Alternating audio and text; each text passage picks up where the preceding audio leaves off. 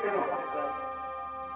এই কিরাতের ভূমিকায় নৃত্য পরিবেশন করবেন নৃত্যশিল্পী ওস্তাদ প্রদীপ চন্দ্র নায়ক ও কিরাতের ভূমিকায় নৃত্য করবেন রামপদ মাহাতো ও সিদ্ধেশ্বর মাইতি।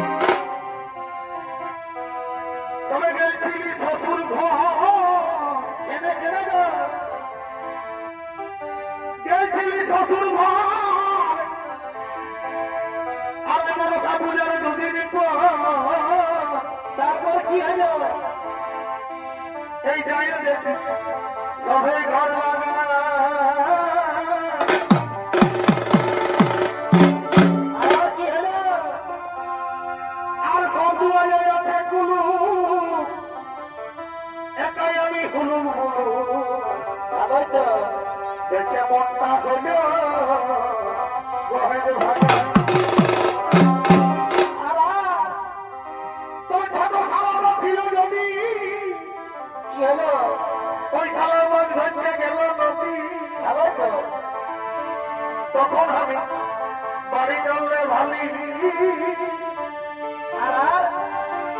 আর কঠিলে চলে মারে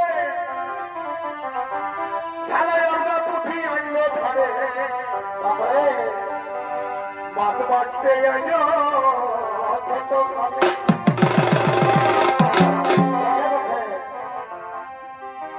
তবে যাবে আমার ব্যাপারটা হচ্ছে আমি লেবার থাকি খাই কিন্তু কোনদিন পুঁথি মাছ নয় আমি তবে কথাই বলে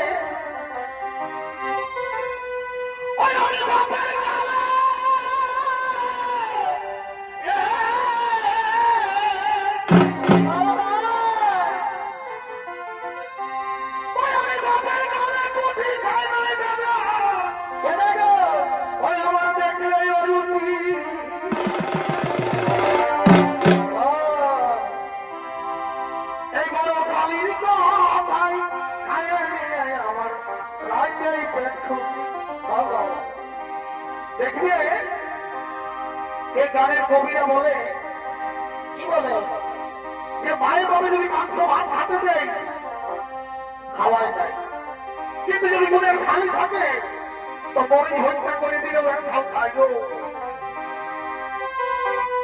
এই বাপে কালা